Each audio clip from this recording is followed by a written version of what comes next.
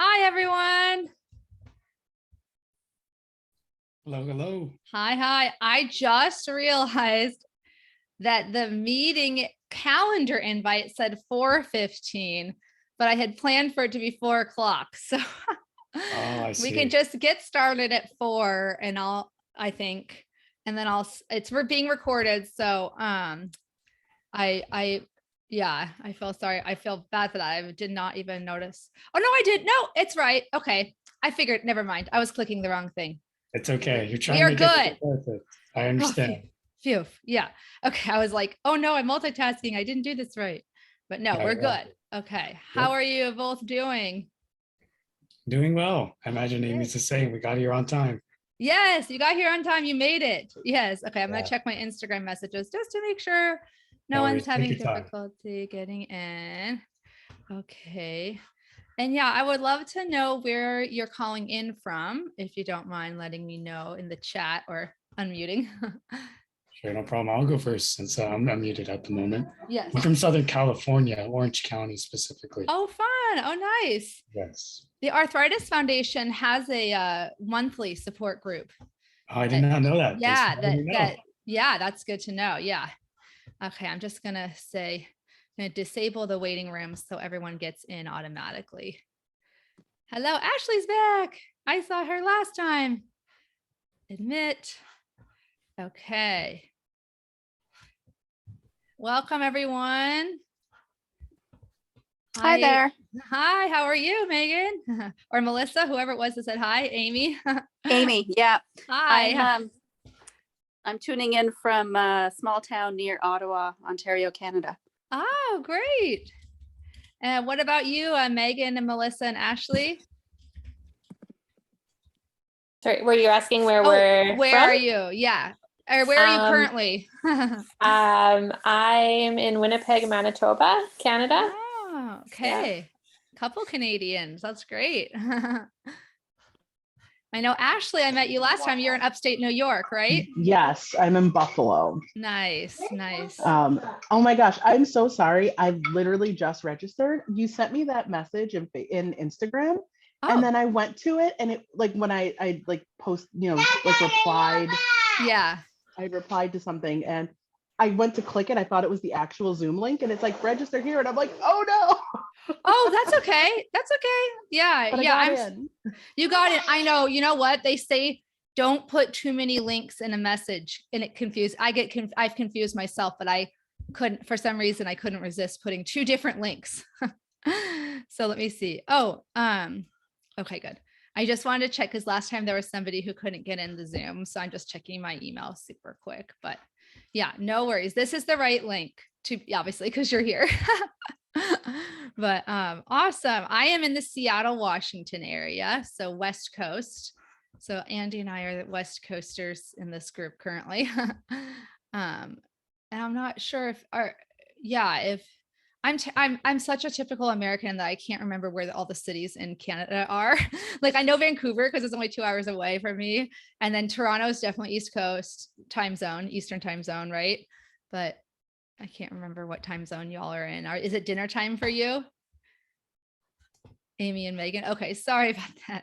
Well, I'm going to get started just because I definitely want to leave enough time for questions and answers, but I'll be, first of all, this is being recorded. I think you should have gotten a little thing when you entered, like this meeting is being recorded. But I am recording it in active speaker mode, which means, if you're speaking, it will record your face, but if you don't want it to record your face, you can stop your video if you want to speak, or if you just want to say anything off the record, especially at the end. I usually leave like a lot of time for questions, answers. You might want to have more of like a personal question. Just ask me to pause the recording and I'm happy to do that. This is going to be only sent to people who registered for it, which is like 15 people. So this isn't going to be like on my public YouTube or anything, but I do want to give you informed, I want to inform you that it is being recorded for these people. Does that make sense?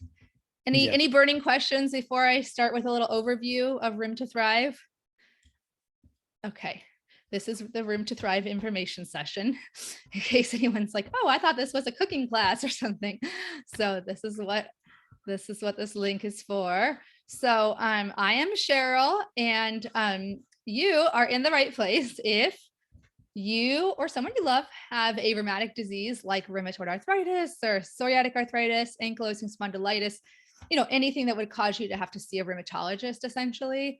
And you are maybe feeling confused or overwhelmed, difficulty maybe coping, or feeling a little bit on your own to kind of figure out how to navigate life and figure out your new normal. And so the agenda for today is just to introduce you to me and why I created Rheum to Thrive, and give you an overview of the program, and then also answer your questions about it. Pretty straightforward. So I have had rheumatoid arthritis for 19 years. I got diagnosed right before my 21st birthday.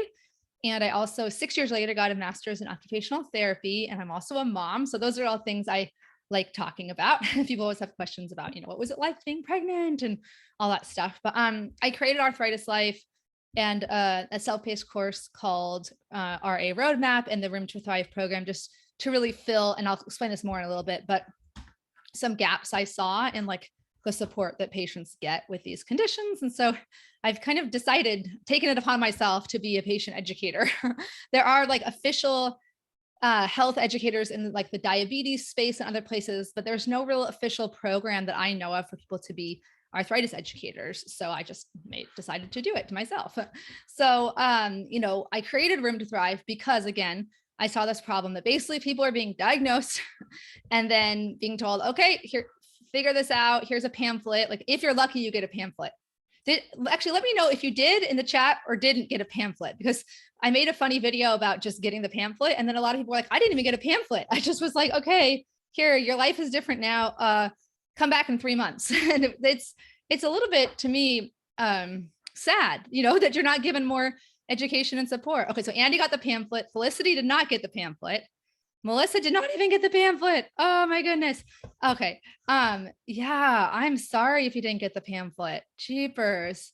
I mean, at least something, and now I think I was diagnosed in 2003, and the internet and everything has changed a lot since then. There was like a couple rudimentary sites back then, like WebMD, but really it just wasn't part of the normal patient experience to like look up a bunch of stuff online, which now it is. So I don't know if that's it, that doctors are thinking that patients just have more online resources, but then it's kind of, oh, sorry, I just was like drawing accidentally on here. But it's ironic because then doctors are like, I don't know why these patients are consulting Dr. Google. And you're like, well, maybe if you gave them more than 20 minutes every 3 months, they would know more information and not have to figure it out on their own. So yeah. And yes, there are definitely some great resources on the Arthritis Foundation, Australian Arthritis Association, Arthritis Society UK. Okay, and Beth, welcome. Yeah, you haven't been diagnosed yet. Okay, that's a whole other, I have a lot of empathy for that situation. I think that was one of the hardest times for me, was like the 2 years before my diagnosis, because you don't even know where you fit in, right? You don't even know what kind of where to put yourself in and what community you belong to. So it is unfortunate that, it is the norm for autoimmune diseases to take a while to get diagnosed. Too many people are just left on their own, as I think you all kind of know. Okay, I don't know how. I'm just going to get my little eraser tool really quickly and just erase that little thing. Okay, there we go. Common sources of stress. Again, I probably don't need to tell you this, but the biggest one for me, with living with rheumatoid arthritis, has been the unknowns. Like, will I respond to medicine? Will I not? How long will it take? What else should I do? Seems like everyone has different ideas, right? Oh yeah. And Beth, yeah, you have EDS, Ehlers-Danlos syndrome, and every problem was assumed to be that until your doctor decided to check, and now your labs are pointing to RA. That's a huge problem. If you have one diagnosis, there's like this phrase, like, to a hammer, everything's a nail, right? Like, to the gastroenterologist, everything is related to your stomach, and to the dermatologist, everything's related to your skin. So yeah, if you already have one diagnosis, especially a psych diagnosis like anxiety, like I was initially diagnosed as being a hypochondriac. So it's like, good luck getting a physical diagnosis once you already have a psychological one, and it turns out, oh, I'm worried about my health because I feel like I'm sick and no one's taking me seriously. And then it turns out, yeah, I am sick. I have rheumatoid arthritis. So anyway, I have a lot of feelings about that. And Ashley, your rheumatologist diagnosed your EDS and then RA at your next meeting. So you're a zebra. Yes. Wow. And that's a lot. Those are two really big ones to get one after another. So, again, I'm not going to tell you something you don't already know. There's social, it's not just, the uncertainty, but it's social challenges like wrapping your head around what this disease means, plus explaining it to friends and family, worrying about, the effects on your job, lack of clarity or knowledge, around your condition. Like, what do all these acronyms mean? SPOONY, FLAIR, DMARD, biologic. There's just a lot to learn. Learning just how to be a patient. It took me forever to realize that my appointments didn't only have start times, they had end times. I just thought I could just talk to the doctor forever. Well, I wanted to, and then conflicting information, oh, you should, do this diet, do that diet. It seems like everyone has something different to say. So, and then I really want to recognize how common it is for those of us with autoimmune diseases to have medical trauma from, the misdiagnosis period, or if you were unlucky that you might have been misdiagnosed like I was. Again, I did have anxiety about my health, but it was because it was like my body was signaling to my brain, something's wrong here. And I was trying to get help for that, but then they just labeled me as a hypochondriac and thought and concluded that because I was anxious about my health and they didn't understand why, that therefore I must not actually be sick. So that leads to it being really stressful just to go to the doctor in the first place, because you have this history of like being, basically to some degree gaslit, although real gaslighting is when someone does it on purpose. Like, I don't think most doctors, if they knew I had RA, they wouldn't be like, ha ha ha, I'm going to gaslight her into thinking she doesn't have RA. Like, usually once they figure it out, they're like, okay, you have it. But in that little period before, you can get gaslit. So I just mentioned a bunch of things that are potentially stressful about having rheumatoid arthritis or similar disease. What have I not even mentioned yet? Like, what kind of, I mentioned social and emotional and kind of logistical, and what kind of things have I not even talked about yet that most people think of when they hear the word arthritis? What do people think normally? You can put it in the chat. Or what does the word arthritis mean? Does anyone know? You guys are like, that's what you're supposed to tell us. They think joint pain, because arthro means joint and itis is inflammation or pain. So yeah, I didn't even mention the physical symptoms, right? So obviously on top of all that, the symptoms are difficult, or can be difficult. Again, arthritis is for the elderly. Yeah, just having to cope with the physical, sharp, different kinds of pain. I personally find the 1 to 10 aggregate pain scale completely useless. Like I can tell you what different kinds of pain I have on 1 to 10. I can tell you if my sharp pain is on a 1 to 10. I can tell you if I have my stabbing pain or my stiffness or dull ache, but an aggregate. Oh, Beth, you're at messages. That is, yeah. Sometimes you accidentally end up messaging only one person. So no worries. You can copy paste them in the chat. But yeah, and then of course, fatigue. I didn't even know till 6 years after my diagnosis that my fatigue was even related to having an autoimmune disease. Fatigue is not just tiredness, it's lack of energy that's not remediated by sleep. Limits to daily activities. Amy, great example. Different extra articular symptoms, eye inflammation, lungs, heart, and then of course, potential medication side effects. So it's a lot. So just know that if you're struggling to cope with all of this, you're not alone, and I asked people a year ago, I asked a bunch of people on Instagram, what are some of the things that are difficult for you about coping? And I thought this one really resonated with a lot of people. I feel like very few people in my life have any understanding what it is. Most people think it's, rheumatoid arthritis or, psoriatic arthritis is not a big deal. Don't understand why some things are challenging. This is particularly true in the pandemic. I'm not going to get into the whole mask debate, but that's a significant source of stress for people right now who are immunocompromised, whatever the reason. And then people think that there's the people who don't get it. And there's the people who think they get it, but they actually don't. Does that make sense? Like, oh yeah, like my grandma has arthritis or my knee hurts too. And you're like, this is different, And so feeling invalidated, also having difficulty paying attention to your own needs while also being a good mom, being a good partner, a friend, community member. And this one, I felt like I could have written. I think if anyone knows me, they would think Cheryl just planted that one. That was not me. But someone said, I've always been a high energy, take care of everyone else sort of person. And it's sad not to be able to serve others when you can't barely take care of yourself. It takes away a part of your identity. Oh yeah, Ashley, yeah, when they say everyone's tired. Yeah. especially if you're a new mom, which a lot of people get diagnosed after having a baby. Hi, Pia. We're already kind of I'm on my way in the slides here. Yeah.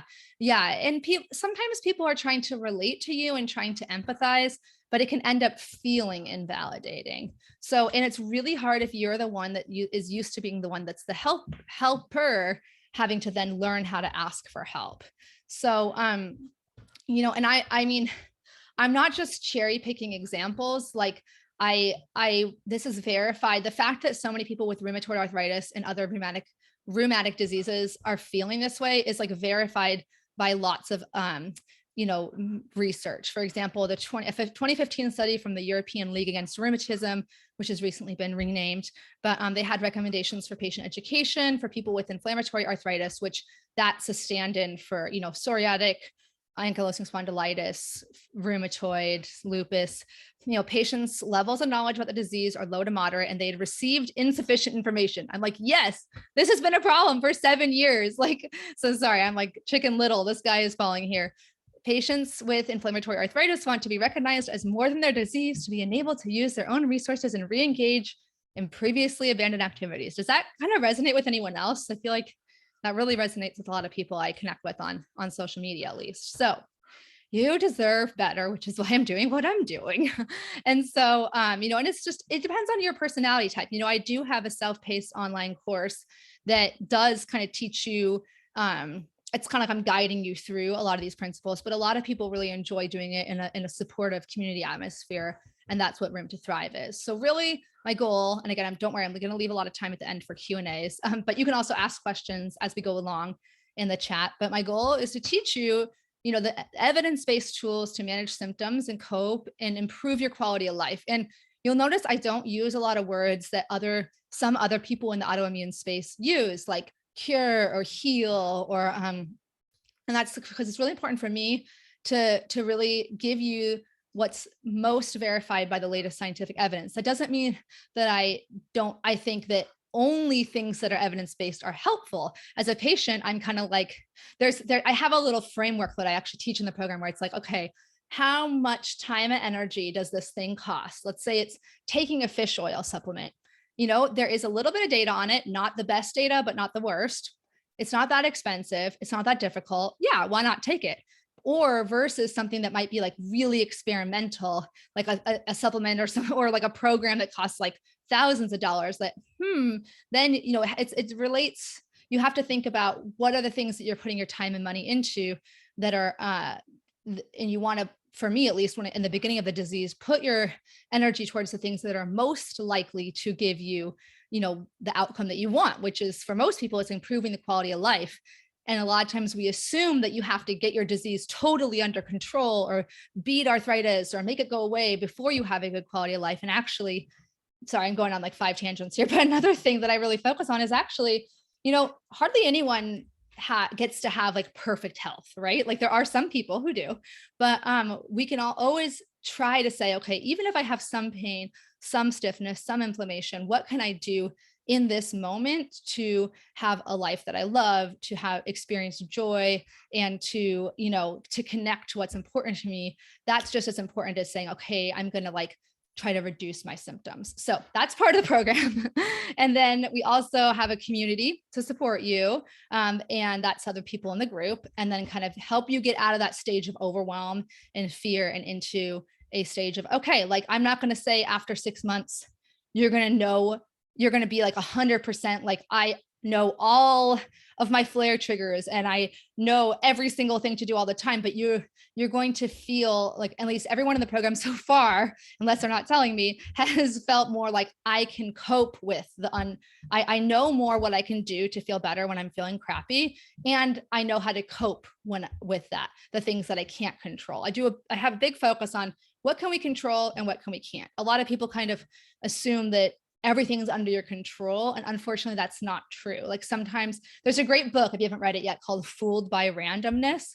And like, sometimes life is random, right? Sometimes you do everything perfectly and you still have a flare. So learning how to give yourself some compassion and give yourself some grace if that happens. So now to the actual more details. So this group, we have weekly meetings on the topic of the week. And that topic, I will give a little lecture about it for about 20 minutes.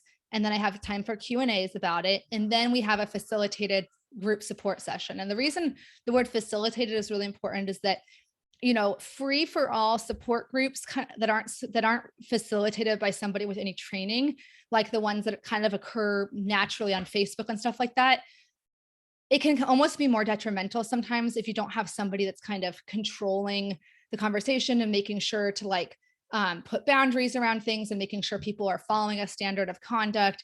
And, you know, we actually have a very diverse group in the last couple of groups that I've done in terms of, you know, some people are all in on Western medicine, some people are doing all alternatives, but it's important that we have to have a community atmosphere of like respect and open-mindedness about other people's choices, because what works for one may not work for another. So anyway, that's part of the support group. We kind of have a free for all. So even if, let's say, the topic of the week is tools for pain, for 20 minutes, we talk about that. And then we have Q&As about that. And then the rest of the 30 minutes, it's whatever you want to ask about. You can ask about, you know, my boyfriend isn't being very supportive, or, you know, trying to get some work accommodations. What do you think would be good for like an ergonomic keyboard? Does that make sense? So it's a little bit of a blend. So at a glance, we have like the month of April is focused on tools for pain and fatigue. May is about habits, like lifestyle things like exercise, sleep, nutrition. And then June is about relationships, friendships, romantic relationships, work, family. July is inner world, and then August is valued activities and hobbies. And then inner world is like mental health, stress management. And then September is executive functioning skills, which is like being the CEO of your care team. So this is all, I'm going to send you all these slides too, so you can review them. But, or if you're on Instagram with me, you've potentially seen these depending on the algorithm, but you know, this is how, and I say 3 calls a month. I schedule 4 actually, but I say that it's guaranteed to have 3 just because in case something comes up, I sometimes condense the 2 meetings into 1, like if I get sick or something happens in my schedule, my son gets sick or something like that.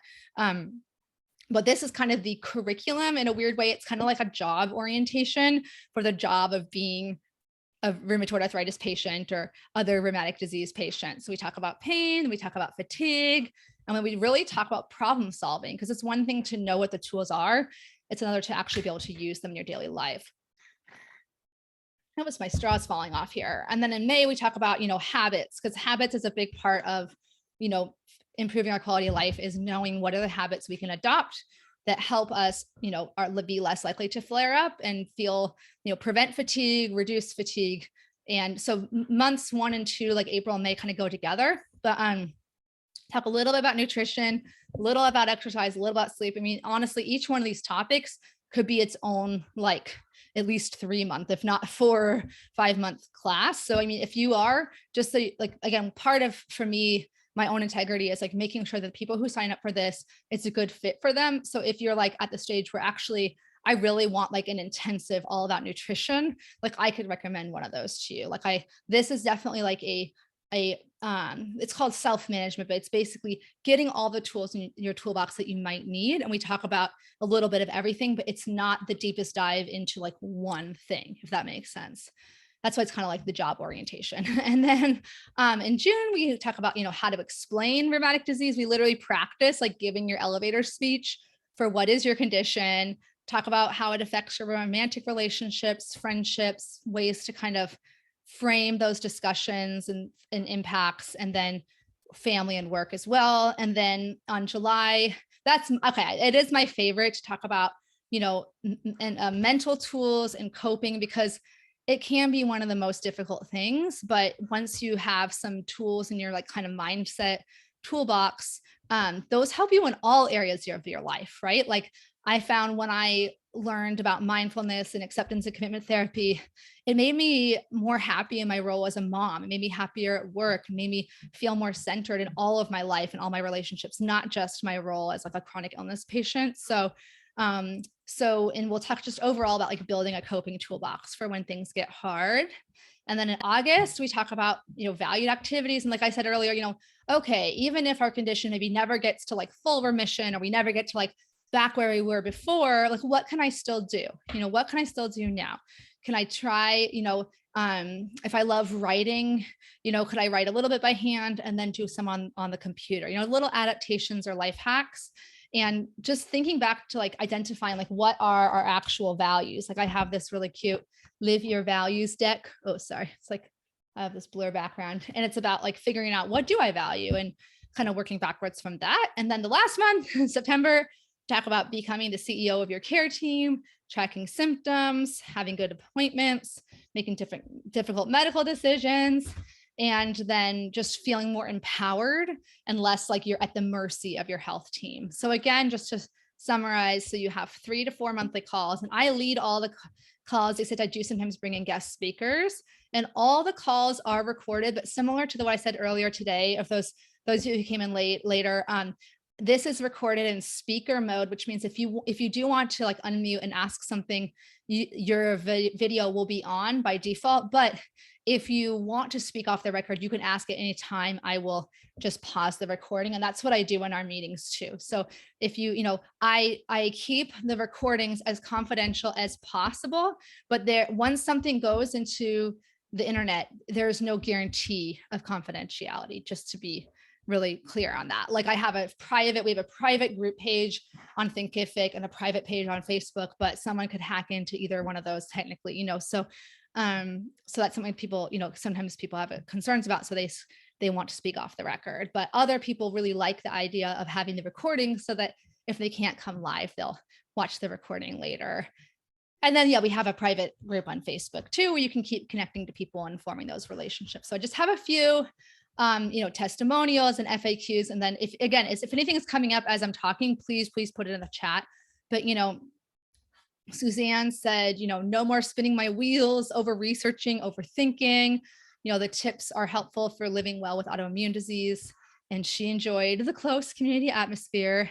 And, Erin, she was hesitant at first because she already did, and she truly did, had a good grasp on caring for the disease, but it's the community that ended up really making a big impact on her. And she was saying, I did a podcast episode with her last week, that, it's not just during the meeting that's helpful, but it's like during the week, looking forward to the next meeting and knowing that you have this safe space to talk about what's going on. So it's really meant to be validating and empowering. And then, feeling lost as an anonymous review, and not knowing where to begin, and, feeling after the group that you have a sense of compassion, validation, encouragement, and knowing that you're not alone. So it's one thing to kind of connect to people on social media, but I do think that there's something really special that happens when it's in like a small-ish group environment. Like usually we have 15 to 20 people. So, and I think, at some point if I have enough people interested, I might break it up into 2 groups, so that I like to keep it around like 25 max.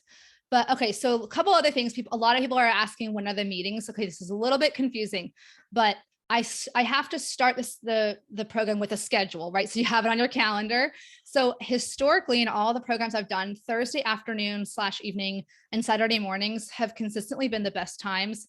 But I also want to leave in some wiggle. So that's why I do those in April. But then for May through September, I'll send out a poll to everyone who actually signs up. And then I'll set the rest of the schedule from that. So it might be, for example, that this time it is going to be Tuesday, Saturday, or Wednesday, Saturday, instead of Thursday, Saturday. And in general, I do try, I have in the past tried to do like one weekday and one weekend, because there seem to be some people that prefer one or the other. So that's the schedule piece. The base price is $57 a month for 6 months. So each month you pay $57, or $292, which is $50 off up front. But I do offer, honestly, you don't have to fill anything out. It's just tell me that you need one, and I can offer like a pay what you can option. It's really simple. I just give you a discount code, and because I really do, like, it's important for me that anyone who needs this program gets access to it. So a couple of FAQs about support groups, because I didn't know till I started doing this how many different strong opinions people had about support groups. And it makes sense because it depends on your experience. So some people say, aren't support groups just depressing or just a bunch of people complaining? So it does depend on how they're structured and who's facilitating them. Support group is not like a formal term. Like, for example, occupational therapy is a formal service. Like when I'm providing occupational therapy in Washington State, it's like no one else can say they're doing that. And there's a whole list of like laws and regulations and ways that you have to do it. Whereas support group is something anyone can do. It's kind of like life coaching, or, you know, it's not a protected term. So, so in this sense, and I will say I've been in the Facebook groups that have a negative tone, and it can be hard to see a lot of like difficult stories. But in Rheum to Thrive, I think of it as like an educational support group. So we focus the first half of the meeting on learning these practical tools or these mental coping tools. And so that kind of gets you in the mindset of, okay, there are things I can do, you know, to improve my quality of life. But then I do think it's important to validate that we are going through a lot. We are suffering. And so I'm not going to say this is like positive vibes only. Like we definitely, it's a safe space for people to share what's going on. But I haven't gotten any feedback yet that anyone feels like it's like only depressing or only people complaining. So hopefully that helps. If that's one of your concerns. You know, I think that it's important to validate all of the feelings we might have. For the more introverted, because I'm very extroverted, as you can probably tell, or those who follow me know, but you don't have to talk or share anything in the meeting. So you can, you know, be a fly on the wall, listen, or maybe contribute to the chat. There are definitely some people who are really active in the chat and don't really share vocally as much, or just people who do the whole program asynchronously, where they watch the meeting recordings. And as I mentioned earlier, you can always speak off the record, meaning I'll pause the recording. So I do want to say, like I said earlier, you know, I don't think any one thing is the best for everyone, right? You know, the best program for you is the one that fits your individual needs and goals. So if your goal is primarily to cure your condition, this is not, well, that's not what I'm teaching. And I don't believe there is a way to do that. So, you know, there are people who think that they found that, and that if that's what you want to explore, you can do that alongside this program. I'm not saying like no one's ever been helped by that technique, but I'm putting my eggs in the basket that's the most likely to lead to results. And so, you know, you can take this in conjunction with complementary therapies. You know, one of our other members had done some sessions with an Ayurvedic healer that they felt really helped them, but they also kind of wanted that group support element and to learn some of the tools I'm teaching. So they took this too. It's non-judgmental, but I just want to be very clear that like, if that's your goal and that you think after 6 months, Cheryl's going to like have taught me how to cure it and make all my problems go away, that is not what this is. I wish, believe me, as soon as I find the way to do that, I will cancel these programs and just tell you, no, the cure, or tell you how to make it go away. Because I will be taking that, whatever that secret elixir is, I will be the first to take it. And also, it isn't going to be a good fit if you don't believe that mindset changes or changing anything in your daily habits or routines are ever going to make a difference, or you feel like you're in that space where you're just like, no matter what I do, I'm going to feel terrible every day. Because in that set, in that is something that some people go through, and that's a totally valid like depression type stage.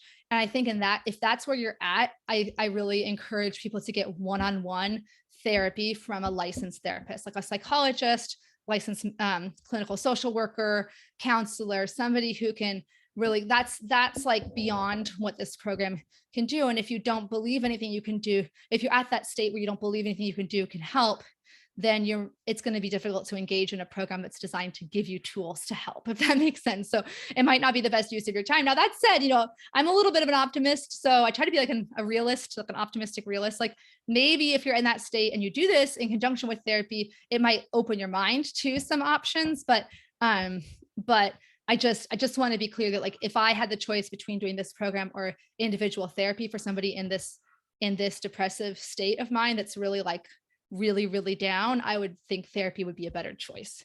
Like a traditional licensed, you know, health provider, like a psychologist or psychiatrist.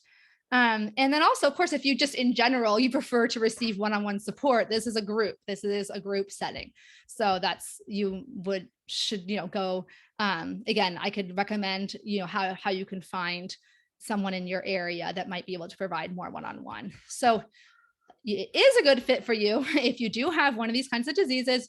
You know, fibromyalgia would count as well, but it's designed for the kind of classic, again, rheumatic inflammatory forms of arthritis, like rheumatoid arthritis, psoriatic and ankylosing spondylitis. You want to learn how to manage your symptoms through lifestyle choices, coping tools, you want to connect to others, and you want to kind of focus on becoming the CEO of your care team and feeling more empowered in your interactions with providers and other people in your social milieu, like friends, family, coworkers, stuff like that. So you can figure out some of this on your own, and some people do, but it does take a lot of time and mental energy and can lead to a lot of confusion because like you don't know what you don't know. So, there's a lot of information out there. And again, especially the diet stuff seems to conflict a lot. So I try to help you make sense of all this kind of overwhelming stuff. So how to sign up, that's the link.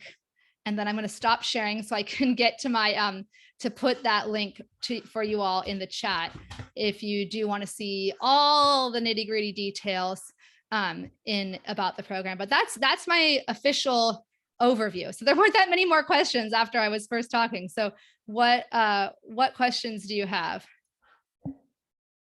Or it doesn't have to be about this. It can be about just like what you're going through too. But if you have questions about the program. I would say it was very thorough. Great Oh, good. great. Everything that I was expecting from what I saw on your website. Oh, awesome. Thank you. That's my goal. Yeah. Hi, Pia. Hi, Cheryl. Thank you so much for doing this. No problem. I have a question about like the commitment. Can I sign up for the month to month and then kind of go? Do I have to like keep going every month until September or? Oh, no one's ever asked that before. That's a great question. Yeah, I mean, it's set. So yeah, the short answer is if you decide like you need to pause and then like resume later, you can do that. You need to let me know, because when you sign up, it's set for like monthly recurring payments for 6 payments, but I could pause that at any time. Just click in Stripe or PayPal and just say pause. Yeah. So sometimes, okay. So so no one's ever asked that before starting, but there have been a couple of people who've had to pause it because of like, let's say, family issues or illness that have not allowed them to do the group. And then of course, if you don't feel it's a good fit, then I can cancel you. I don't, after the first month, if it's in the first month, I have a whole like list of like policies and stuff. It says, if it's during the first month, I'll refund it. And then if it's after that, I'll refund like the current month, but I'm not going to retroactively refund the whole thing. It's like, if you've been coming, you've been benefiting, unless there's actually like a major issue you're having where you're like, this is not helpful, or, of course I'm just a solopreneur, so I do this on my own. So, I'll resolve things. If there's a big issue, I will definitely try to, do it on a case by case basis. But in general, that's kind of how I approach it. Thank you. I mean, it seems great. I feel like I want to sign up, and I just, I want to kind of see just if I, take the time to utilize it. So. Oh, no, that's a great point. What is so funny, because like, I'm the kind of person that's like, tries to pack everything in, and I want to give you the most value and for your money. And my friend who does these kind of, she does these kind of programs, but she coaches like occupational therapists. And she said like the number one reason people don't finish courses, like online courses or programs, is overwhelm, like too much content. And so she's like, you think you're being helpful by giving all this content, but actually sometimes it doesn't help if someone's overwhelmed. And I was like, oh no, this changes everything. So I totally get what you're saying. Yeah. It's like, you might just be in a state where like, yeah, I was thinking anyway, this is just me being like verbal processor, but like, I was like, oh, maybe I should do it every other week, so they have like a week to digest what we went through the last week. So, but right now I'm just keeping it as it is, because we're starting in April. So I'm not going to change everything. But yeah. Definitely, if you sign up for the monthly and then you end up not liking it. There was one person who the very first time I did it, there was one person I've only had one person who just stopped because it wasn't what they wanted. And I truly think it was my fault for not, like, I didn't do info sessions. Like, I didn't take a lot of time to explain it because it was the first time doing it. So I didn't know actually what it was exactly going to be like, but she realized that she just wanted the support group, and she didn't want it to be recorded. Like, she wanted to be able to connect to people, and she wanted to be able to talk and not have it be recorded. And for some reason, I didn't think to myself at that first group, I could just pause the recording. We just were like, it's recorded, like, period, so anyway, so yeah, you could start monthly. And then if you don't like it, we could just pause indefinitely, or just pause it until the next group. I only do, I do kind of like one at a time. So right now I have a group that started in October and they're ending at the end of this month. And then I'm starting the next one. Do you know what I mean? So you would have to wait the 6 months for the next one. And then Amy's asking, what platforms do I use? So right now, I should probably just explain this as more like the Facebook group is kind of like a bonus to being in the group. So it is on Facebook, and there are some people who aren't on Facebook and they just don't utilize the group. And the group is, really just a place for people to keep connecting. It's a private group on Facebook just for people who are doing this program. And I have little questions each week that I post, and people, can post as often or not often as they want. But the main program is the live meetings and the recordings, just to be clear on that. And the recordings, everything are hosted on Thinkific, which is that course that, or that website that I posted in the chat. That's where you also sign up for it. So if you aren't on social media, you still have access to all of the recordings and like I put extra like PDFs and stuff. Oh yeah. And the meetings are scheduled for 1 hour. And when there's time, I do go over, because sometimes we have a lot to talk about, but yeah, it's the main time is 1 hour. Other questions? I do have a question. Oh, go yeah. ahead. I heard someone go first. I heard someone else. Go ahead. Thanks, It was Andy. Ashley. Yeah. I just wanted to know, like, how I know that like you've talked about it's not all depressing with these group meetings, and I have a lot of experience with groups that are not depressing at all. But I've never been in a group that's about health and about like serious health stuff. And so I'm just wondering, like, how things flow in the group, especially, you'll have some people who are doing better on medication, who are doing worse, who are in different stages. And so I just wanted to know, like, how the support goes for the wins and not just the lows. Yes. Yeah.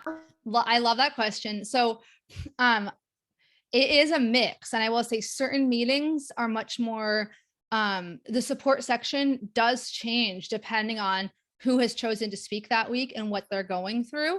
So it is not something where like we have a predetermined order. It's basically people raise their digital hand or they raise their real hand or put in the chat, like, I want to share something, and it's a free for all. So it's hard to answer that question exactly, but I would say what I do is that when people first log in, the kind of icebreaker question is always like, share, you said about wins. I said, share a small win or a big win from the week, just to kind of break the ice and start the meeting off on at least a little bit of a positive tone. It doesn't have to do with arthritis. It can be like, I made a birthday cake or, that kind of thing. But then when it comes to the support section, it is definitely, a safe space for people to bring up anything. We've had people who, at one of our latest meetings, one of the members, she was getting the worst runaround after applying for disability. And it was one of those, bye, Pia.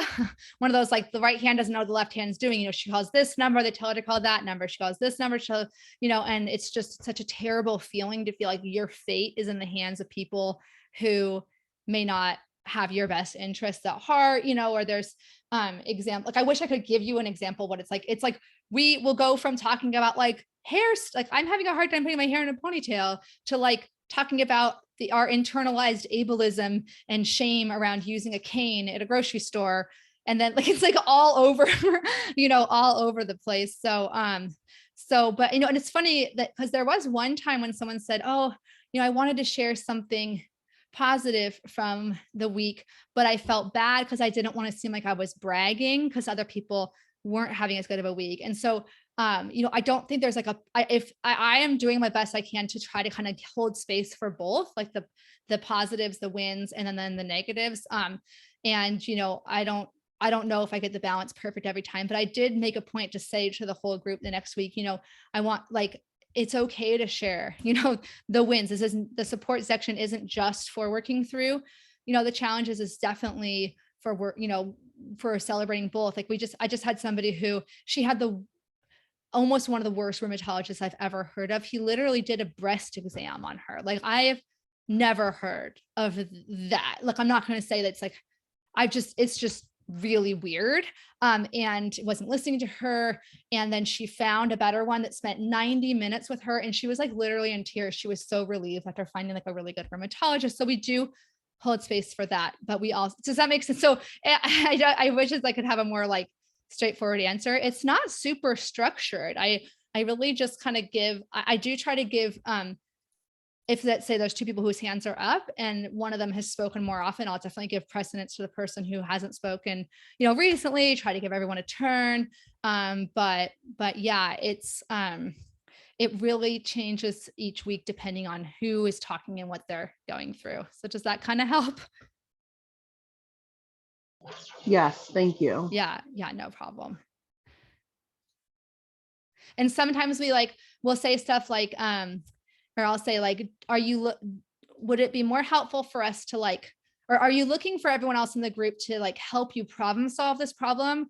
Or is this like a time when you just want to vent and you want to validation that you're not crazy for feeling this way, kind of thing. So I do try to make sure to say that too, because I've mistakenly at times jumped into problem solving mode. There's that classic marriage therapy thing where one partner tries to, solve the problem and the other one's I don't want a solution. I just want you to validate my feelings.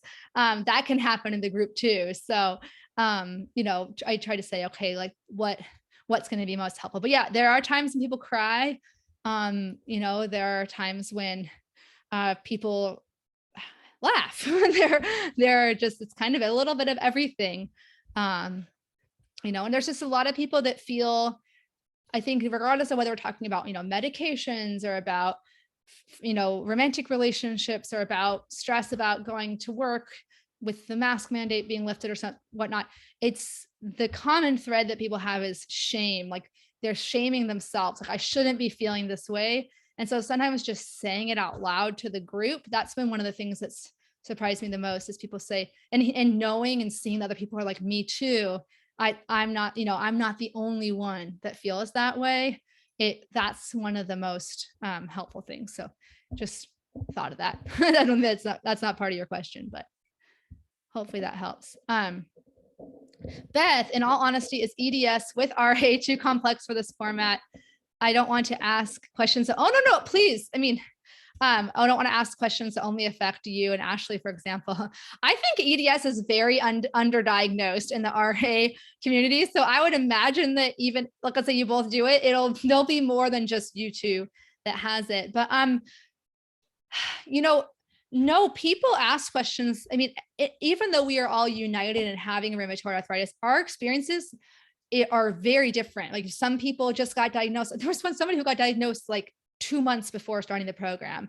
And then there's people who've had it for 10 years, 15 years, and there's people who are in their 60s, people who are in their 20s, so yeah, you need this class for EDS. It's funny you say that. There's a couple of us rogue occupational therapists that are starting programs like this, because this isn't this isn't the FAQs on the official site, but I am an occupational therapist. This is this legal disclaimer. I am a trained occupational therapist, but this group is I'm facilitating patient education. This is not an occupational therapy group. And I said that because actually theoretically I could run patient education groups in a hospital setting, but that would have to be following a different process and going through insurance and all that stuff. So, but there is another OT and her name's Emily Rich. She has POTS, postural orthostatic tachycardia syndrome, which I'm 99% sure I have also, but never been. My doctor was like, we could test you for it, but it wouldn't really change anything that we're doing. But now I'm like, well, I want to test anyway, because I just want to know. But, and she has EDS, and she's making an online course for other occupational therapists. Yeah. Oh my gosh. Yeah. I just posted, I was going to say, wait, you saw that right? Immediately after I posted. No. So Emily, I just posted one of her stories into my stories. She doesn't have anything for patients yet, but it's really funny you asked that, because she wants to do something for patients too. But I think anytime you have a comorbidity, I'll give my example. I have dysautonomia overall. So I have gastroparesis, which is delayed stomach emptying, and I have a lot of symptoms of POTS. And if I look back, let's look at I have to organize my life again. Hold on a second. Oh, I X'd out of it. You know, I would say that people are always free to ask questions that just affect them. You know, we have people that are in a really, really specific work situation. You know, coworker X isn't, you know, believing me. And like, that's, you know, even though someone else may not be in that same work situation, they can relate to it. So let's say you have EDS and you have an EDS question. I may or may not be able to answer it. It's not my specialty, but I could at least, but even if you ask it, someone else might feel like, let's say you're saying, I'm confused because I don't know whether my symptom A is from the EDS or from RA. Someone else might also have a comorbidity and be able to relate to that kind of confusion. But I would say, if I look here, I'm going to share my screen one more time. Sorry, I'm getting over analytical here, but I love these people. So like tools for pain and fatigue, most of these are specific to, you know, hand pain, rheumatic disease. Some of the stability things would help for EDS. Healthy habits, things like sleep might help for both, but the exercise and nutrition is a little bit, you know, tailored for rheumatic disease. But the relationships, the inner world, those are really honestly applicable. Every single tool for those is like for any chronic illness, really. Except some of the scripts I talked about, like an elevator speech script, like is, you know, I use rheumatoid arthritis, but you could easily develop your own, you know, elevator speech, like a little speech spiel about what your condition is for whatever other condition. I mean, the valued activities and hobbies, a little bit tailored to rheumatoid arthritis and similar conditions. But again, it's more about like orienting your brain around what's still possible, kind of builds off of the inner world part. And then the executive functioning. So kind of like half of this is like very applicable to all chronic illnesses. And then the other half is like, you know, the seeds of it are for rheumatic disease. So does that help? Pithiness is not my forte. Chronic migraine. You know, I did not know until this year. So this way we're always learning. That you're more likely to have migraine disorder or migraine disease if you have rheumatoid arthritis. I did not know that. I do know some people. I don't know a ton, but I do know some. Let me just scan my memory. My free recall. I don't know if anyone else has this. My free recall memory is like the worst part of my brain. Like, it's like, you know, like thinking off the top of my head. If I like look at a list of people, I could remember maybe, but I will just be honest, like migraines aren't something that's come up a lot in the group. There's definitely always a good handful that have had fibromyalgia as well. But there's not a ton that, again, each group is a little different. Like this time we had 3 people from Europe, and then one from India, you know, other times we've had people from, different countries. Yeah. And Andy, I was wondering when someone's going to ask that. Yeah. So honestly, we haven't had any men yet. And there's not because I don't want them, but it's just, you know, it's just because I don't know. I think, and I've actually heard that, you know, on social media, like, cause women are more likely to get rheumatoid arthritis and autoimmune diseases, but you know, men often feel, you know, or male identifying people feel excluded from all these, you know, social media campaigns and conversations. So, you know, I'm sorry, I'm part of that because I'm always posting pictures of my face. but yeah, in the fall period, yes, I already put you on the wait list for the fall, which is just a little email list that I use to like make sure those people get more email reminders because they've told me that they're interested in it. So yeah. Felicity. Hi, how you going? Hi, good. How are you? Well, thank you. How does it work with time zones and everything like for these? Yeah, that's sessions? That's why I do. So I set the times for the first month just because we can't like wait, you know, because people need to know. So that's there. Okay, what's your time zone? We're AS Australian Eastern Standard Time, AEST. Okay. It's weird because we're so far from Australia that actually, so actually this time is the time on Thursdays that we can do. Great. Oh wait, but that would be Friday. Okay, that's still, I can do that. That's during school time. So yes. Oh, good. Okay. And then Okay, AES time. AST. Yep. Oh, okay, sorry. To PST. Sorry, I can't do this in my head. So I am keep going, Mr. Thing here. So the other one is in the morning, 9 a.m. or sorry, 9 a.m. Pacific time is Yep. 3 a.m. That's not as good. So the Saturday No. times for April, but that's why I do the doodle poll, because like, for example, this time we had more people in Europe. So we Yep. actually did like more a different time that wasn't we sometimes, well, in their case, because if it was Europe, we did another one of these 9 a.m. times on a weekday, not just the weekend. But I really, I do everything I can to make sure that the majority of people can come to the majority of the meetings, but it is the majority of people are from the US so far, but yeah. And that could be something that, I think long-term, to be honest, like what I wanted to be able to do is have like, a group that's like for the, your time zone people or people who prefer that time for whatever reason, another one for like the people who prefer weekend, but right now it's just not big enough to have multiple groups. Maybe it will be next week. Maybe I'll have, because it's open through the 31st. So I have 10 more days, but All right. No worries. yeah. I'll keep an eye on it then. Thank you. Yeah, no problem. Thank you. I know I keep vacillating between like, should I have just like a really concrete schedule, but I feel like it's worth it to have flexibility, because then it could still give you the best chance of being able to attend,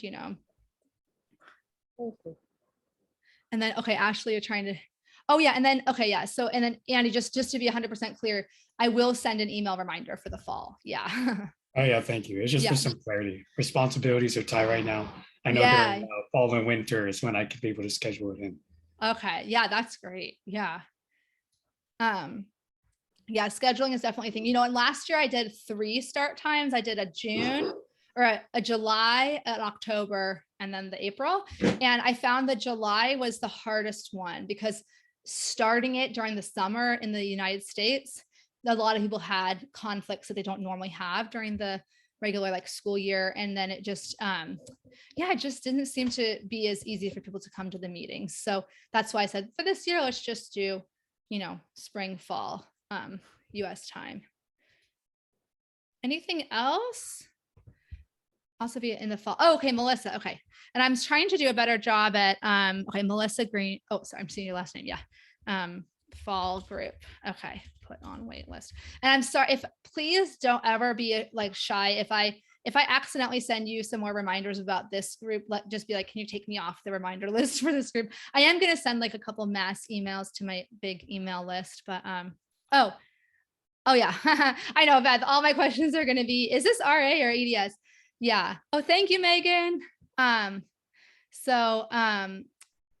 Yeah, yes, Andy's already on the fall list, but I was gonna say, yeah, and I think that like something that I learned when I went to therapy with a psychologist is really that like I could spend a lot of time thinking about, is it this, is it that? And like, sometimes it's too much of a vicious cycle that doesn't really lead me anywhere helpful. So what I've ended up finding helpful at times is to just say, there's a lot of uncertainty right now. I don't like uncertainty. I like black or white answers, but there aren't any right now. I could say, it's kind of like, you can say, I was trying to validate someone the other day in the group she was nervous to start medications.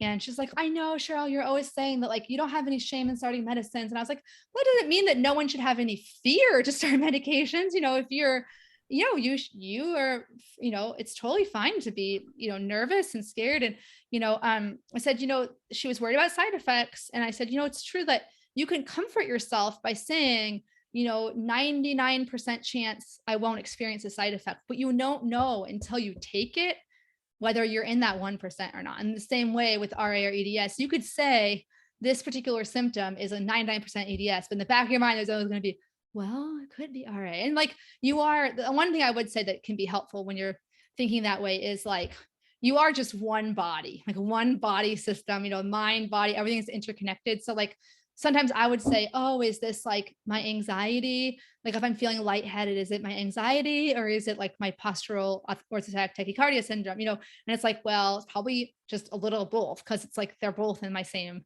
body, right? So yeah, but again, not to contradict myself constantly, but sometimes it is helpful to say, okay, like these are the kind of things you see, like these are the kind of cluster of symptoms that are more like morning stiffness, getting progressively better with movement is very like classic of RA, stiffness, particularly in the like distal joints of the small joints that move in your fingers and toes, and if you're like, I'm having a ton of shoulder pain, it's not quite as common, with RA. It can occur, but not quite as common. So that could be there's definitely frameworks you can use, but and anyone else? I know I want to be careful of respecting everyone's time. I'm just going to put the link in the chat one more time for if you want to sign up or because the shoulder, it's like, your hip is a ball and socket joint. So it's like this really big ball and it's really big, clear socket, right? And the shoulder is like literally like 17 muscles or so. I can't remember. It was like many, many muscles and tendons that like attach to like basically like a tiny little like thing from your scapula. And then your humerus is this big ball, but then there's no actual socket for it to go in. There's like just a bunch of tendons and stuff. And then you have your humerus bone, and then you have your clavicle, and then you have your sternoclavicular joint. And it's a very complex joint. Like, so yeah. If you have, hypermobility, I know all EDS isn't hypermobile, but it makes it harder for that joint to stay in place. Yeah. Anything else? I just got a private message, which I'm going to answer, but don't feel bad if you need to go. I don't want to keep you too long. Yeah. Well, I just want to comment that this was relieving to come here and just know what you're doing. I applaud you. I mean, that's why we're all here. As being a guy myself, I don't have a lot of conversations with those that have rheumatoid arthritis. So it's validated even if I'm in a room with a bunch of women.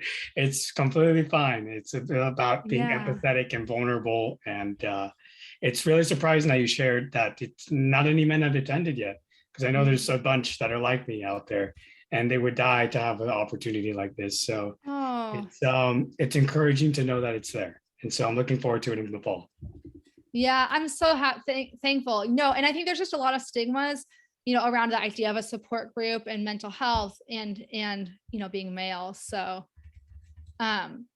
yeah, no problem. Yeah, I'm so glad. It's really exciting. Like now that I've been doing this long enough, that I can like have people ready for the next session, like that was in the past, it was like, kind of like scrambling each time. I wasn't like able to plan ahead as much. So that's awesome. Yeah, and you've only known men in real life. Oh, that's so fascinating, Beth. Yeah, and yeah, please feel free. Men with RA. Oh wow. Yeah, and the Arthritis Foundation has a free support group that's a once a month, and it's a peer-led support group, and it's not as much like a learning support group like mine is, but there are sometimes guest speakers, and I've spoken at some of them, and I go to my Seattle one because I love I think the more support the better, and that's a free one. Just so you know, I just want to be really transparent. Like this is definitely more rigorous just because it's 3 times a month as opposed to once a month, but it's called Live Yes Arthritis support groups, and they do have one in LA that you can maybe join and then put on your calendar or something, Andy, that just join when you can. And I know there's 2 males with RA in Seattle that come to the groups, but the rest are female. So Sounds good. Yeah. Okay. I just wanted to say thanks, Cheryl, for everything you're doing. I was just welcome. diagnosed during COVID, so it's been a long process and a lot of searching for information. So your podcast was one of the first things I came across. So it's been so helpful to get some really good information. So I want to thank you for that and hope that I will look forward to joining the group as well. Oh, yay. Awesome. I'm so glad. No, thank you. And I'm just, it's kind of been wild. Like I started Arthritis Life as like a YouTube channel in 2019, and then started the podcast and the groups and the course in 2020. And it was definitely really, amazing to me to see how it seems like social media and things like podcasts have really helped, it's taken off and allowed people to feel less alone, but it's still very isolating I'm sure to get diagnosed during the pandemic. So I'm glad that it's been helpful. Yeah, just to comment on that, Amy, I think you found the perfect resource. I was diagnosed a few years back, and I wish I found something like this on the internet, but just goes to show the rheumatoid arthritis community is doing well so far with the new ways of social media. Yeah. And that's why, like, I think, there was definitely a period of time when providers were kind of like, oh, social media, that's just like patients are just like, just giving each other misinformation, or, and there are scientific studies, qualitative research studies that kind of show, like that is one of the downsides of social media, is the potential for misinformation. But that's really a human thing, right? That can happen anytime two humans talk to each other. Like I could be waiting in the waiting room and tell someone, oh, you just got to take my random supplement and it's going to be cured. Or like I get those comments, all the time on my social media, like, I'm so grateful to Dr. whoever who gave me an herbal cure of my herpes and rheumatoid arthritis. It's always like a herpes and rheumatoid arthritis. We're just like, okay, thank you for sharing, but that's, that's spam. That's going in the spam folder. So yeah. Sorry, a little rant, but yeah, I'm really glad. Thank you, Amy. I didn't want to do it as a podcast initially because I didn't like the sound of my own voice, which is really common, right? Most people don't like the sound of their own voice. Like when you hear yourself on like an old school, like voicemail, you'd be like, oh my God, is that my voice? But I was like, well, I'm already doing these things as videos, and a lot of people prefer podcasts. You can listen to them on the go, and, might as well just make some of these interviews into podcasts. And it's ended up there's being a lot of people who maybe aren't on social media, but they do listen to podcasts. So I have another question. Yeah. Is the Facebook group only accessible when you purchase the Room to Thrive, or is it something separate, or how do you work that? Yeah, it's for people who are in the program. But okay, interestingly, so I try not to confuse people, but what I also have is a group called Thrive Graduates, which is for anyone who's completed the 6 months of Room to Thrive. So there is a group. Let's see, how many do we have now? I think 18 or 19 that are like, I want to keep meeting every week for just the overall support, but there's no formal like curriculum. It's just like open-ended support. And so the graduates are in the group, and then the current people in Room to Thrive are in that group. So yeah. But I was thinking about making it available for pre-order. So like if you want to sign up for like the September group or October group, maybe you could come in early. I haven't really done that before, but I would be open to it if you wanted to kind of get started in the group early. Got it. Yeah, no, I think in that aspect, maybe send the money your way a little earlier before fall. Yeah. Yes. Okay. I could make it like, I think I'll wait till after this one's closed, because otherwise people get confused, but I can make it like pre-order, which is what I did this time too. Got it. Yeah. Okay. I'm still figuring stuff out. Yeah. Thank you. Yeah. Everyone has good ideas. I think we're just all here for the ride. Yeah. Awesome. All right. Well, I think I'm going to wrap it up, unless is there any last question? Nope. Thank you so much, Cheryl. I really appreciate this. Oh, no, thank you. I love seeing your profile icon with the 3 adorable kiddos. Oh my gosh. I need to update it. They are so much bigger now. Oh, really? This is from like last year around this time. Yeah. Oh my gosh. Oh, that's fun. Oh, we're good to go, I guess. Yay. Right. Sorry, I'm just responding to a private message. Okay. I try to multitask. I tell myself I can do it, but yeah. All right. Well, thank you all. I'm going to stop the recording. Sounds